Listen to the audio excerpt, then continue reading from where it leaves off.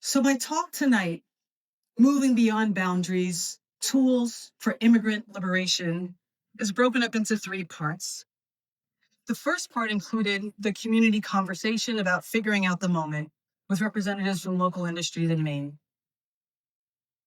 For the second and third parts, I'll discuss some of the narratives that imprison our thinking and action, and then I'll continue to outline some radical tools that can help us get to the root of the problem. Binaries are one of those things that imprison us versus bad Black people, model minority versus ungrateful minorities, and even sometimes to break out of this trap, we need to use liberatory tools. Some of the tools for immigrant liberation include first, recognizing and naming the moment. Second, making connections between our current moment and our histories. And third, imagining and cultivating alternative possibilities for our future. The tools I propose are just 3 of the many that should be in our liberation toolkit. As a Black immigrant woman, my response to imprisoning binaries is liberation, not assimilation. Assimilation is violent. It forces us to fit into other people's visions for who we should be, how we should speak and eat and dress and politically engage and even resist. Instead, I choose liberation because in the words of Audre Lorde, if I didn't define myself for myself, I would be crunched into other people's fantasies of me and eaten alive. My family's journey to this country began when my grandmother moved to New York in the 70s. She worked as a domestic, cleaning white people's homes and looking after their children before becoming a hotel worker. At some point, she had worked hard enough and long enough to be able to bring her 7 children here and buy a small house. And this is one of those immigrant stories that includes all the predictable themes we love to romanticize. Hard work, sacrifice, family, the American dream of owning a home. And with New York City as the background, you can almost picture, right, the aerial view of the Statue of Liberty embodying the perfect symbol of the Nation of Immigrants storyline. Except there's one problem. None of this is true. The US is not a nation of immigrants. The Statue of Liberty was not a symbol of immigrant welcome. And my grandmother had to trade in her dream of being a seamstress to labor under exploitative conditions in this country. Her story reflects some fundamental truths rather than comforting myths about US immigration. One of the biggest myths is that the US is a nation of immigrants. It is not. It is a nation of settler colonialism. The Nation of Immigrants narrative is a mid-20th century revisionist origin story. And it was made popular by then Senator John F. Kennedy with his best-selling book published by the same name in 1958. And this was a part of political strategizing in his efforts to become the first president born of immigrants, very wealthy ones, and the first Catholic in a Protestant-dominant society. And on the surface, the Nation of Immigrants narrative seems very welcoming.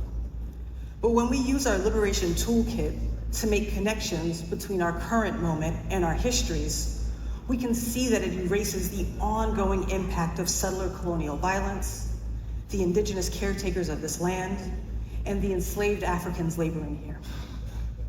It creates a false linear progress narrative, right? This belief that things will just get better over time. This can lull some of us into thinking that the current state of affairs, both good and bad, are simply part of the natural course of history, and that we cannot or should not intervene on it. Some think the moment will pass, or that it won't really impact them, while others have a genuine fear of losing family and friends, funding, work, and their livelihoods. But the powerful thing about this convening is that every organization here has the potential to collectively strategize about how to do the work of intervening on and shaping the course of history rather than being bystanders to it. Another pervasive myth is that the Statue of Liberty symbolizes the nation's welcoming of immigrants. This is a dominant narrative imposed on us from above. But if we take a literal, on-the-ground approach like so many of our organizations do, we would see that at the feet of the Statue of Liberty are broken chains. They represent one of the original purposes of this gift from France, to mark the abolition of slavery. The sculptor, Frédéric Bartholdi, and his colleague, Edouard Laboulaye, who developed the idea, were anti-slavery activists. Their original design included Lady Liberty holding a chain that draped down to her feet. The only way to know that the statue carries symbols of emancipation is by doing the work of seeking truth and liberation. You wouldn't be able to tell just by looking at it or by accepting the status quo narratives about its meaning. Once I learned that assimilation was about forced belonging on other people's terms, rather than self-definition, liberation, or justice, it made me rethink the way that I had romanticized my grandmother's story. Yes, she was incredibly hardworking, and she was very religious. She prayed for the souls of her children and her grandchildren every day. She started every morning with a cup of tea and her rosary. In fact, whenever I had the opportunity to travel somewhere, I would do my best to find one for her and bring it back. On my most recent trip, I did the same thing out of habit, despite the fact that she had recently passed away. So not knowing what to do with this rosary, I started to use it. And it helped me understand how her prayers brought her peace in the midst of turmoil. She had never wanted to migrate. She never wanted to leave her children behind. She never wanted to commit to the care of other people's families over her own. And certainly, she exercised agency in making these choices. But what I had failed to realize is that these were choices that were made under duress. She was born in the Caribbean, a region, like many others in the Pacific and Africa and Latin America, that had been systematically underdeveloped by US corporate capitalism before the nation was even able to claim independence. The US military and private companies that invest in natural resources like bananas, cocoa, oil, gas, and bauxite had dispossessed people of land and the resources necessary for survival.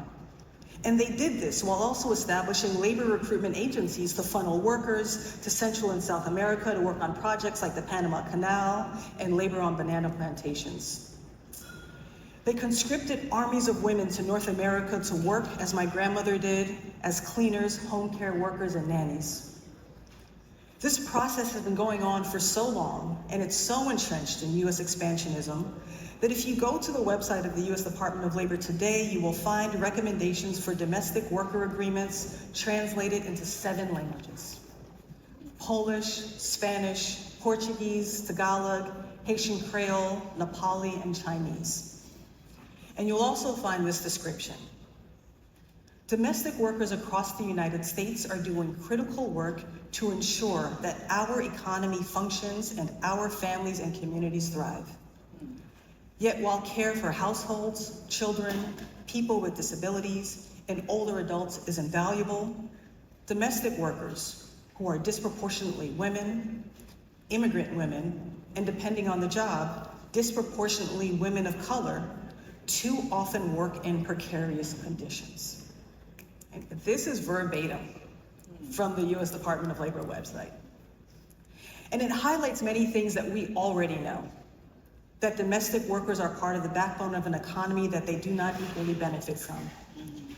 Domestic workers are often immigrant women and women of color. Domestic workers labor under precarious conditions. But we do not have to accept these segregated, misogynist, and exploitative conditions. The idea has been sold to us that immigrants should come here and work their way up through the ranks. But these hierarchies are not natural. They are produced.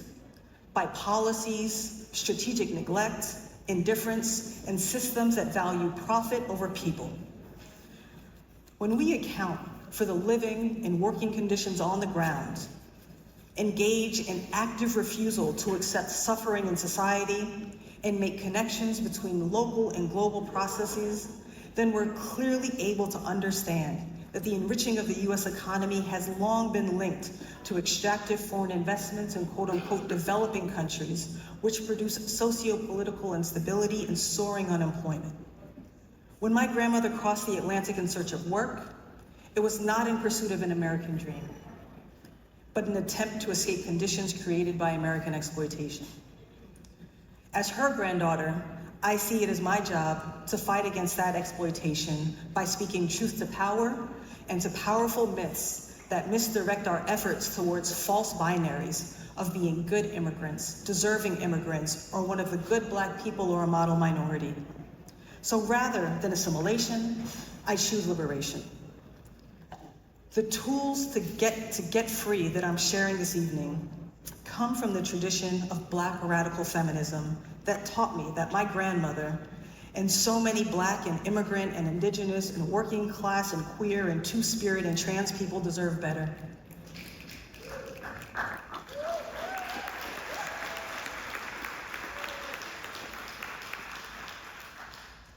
The tools are both analytical and operational, meant that they're here to help us think and to act so that we can survive the current moment and build futures that go beyond what is being offered to us now. Getting free requires that we first recognize and name the moment. As we heard in the conversation with our panelists, we all see this moment a little differently and come from different angles.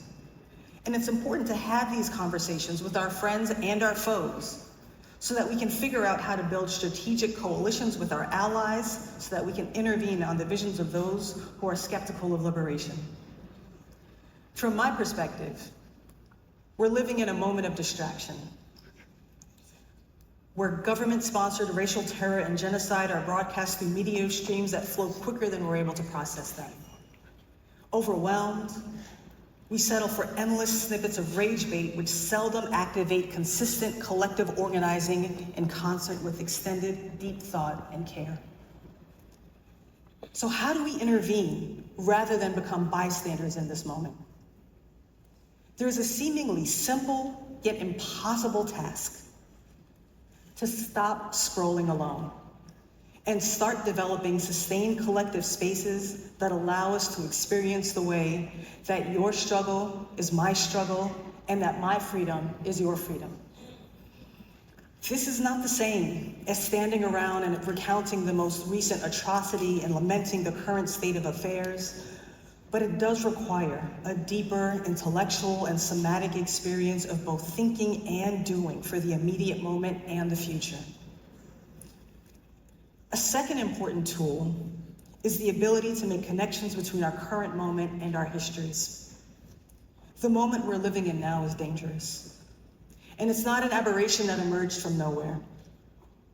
The World War II era practice of interning American citizens of Japanese descent into concentration camps on the West Coast parallels the mass incarceration of immigrants into detention centers that we are witnessing today.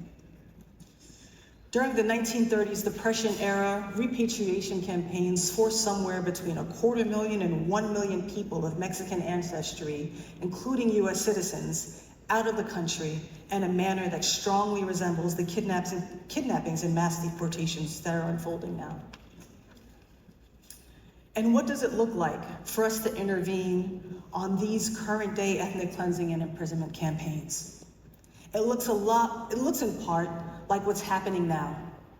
The lawyers are fighting, people are protesting, community organizers continue to call out and hold institutions accountable for their complacency and compliance with unjust laws. We have to continue to demand freedom. Even if you're not quite sure what it looks like, keep doing it until you figure it out. Freedom is a practice, and in the words of Angela Davis, freedom is a constant struggle. The entire point of recognizing the moment and connecting it to our histories is so that we can use that material to imagine and cultivate alternative possibilities for our collective future. In her 2003 book, Are Prisons Obsolete?, Angela Davis invited us to imagine a new world, a world without prisons. And she did that by calling attention to the impossible worlds created throughout history. There was once a time when one couldn't imagine a life without slavery, a life without lynching, or a life without segregation. A generation later, we have Ruha Benjamin's most recent book, Imagination, a Manifesto. And in it, she reminds us not to turn our backs on the experiences and insights of those buried under the weight of brutal social structures in the here and now. We have to have visions that seriously aim to alleviate the injustices and suffering of the present. We can't just wait for things to get better. We have to make hard decisions. Imagination helps us make something new of the old, rather than accept things as they are. Imagination isn't just about dreaming, it's about organizing against injustice. It is hard work that requires care work, much like the work that my grandmother did for our family. Our ancestors in liberation sang about freedom, prepared meals for freedom, choreographed dances about freedom, and told stories about freedom. This is the art of imagination. It nourishes our bodies and our souls and our minds for this generation and those that follow, across time and across space and across race. It helps us find each other in dangerous times. In her piece, Create Dangerously, The Immigrant Artist at Work, Haitian-American author Edwidge Danticat says about the role of writers. Somewhere, if not now, maybe years in the future, a future that we may yet to dream of, someone may risk their life to read us. Somewhere, if not now, then maybe years in the future, we may also save someone's life and mind because they have given us a passport, making us honorary citizens in their culture. In this moment, in this place, I understand her to mean that the imaginations that we cultivate now and today will grow long roots to anchor future generations, generations who will choose liberation, who will choose to define themselves for themselves, who will go beyond their wildest fantasies and who will live by eating the fruit planted for them by their ancestors that are here today. This evening, as the Maine Immigrant Rights Coalition brings us together under this year's theme, Embracing our Diverse Roots, Cultivating Our Future in Maine, I ask that we take with us this related lesson offered to us from Angela Davis.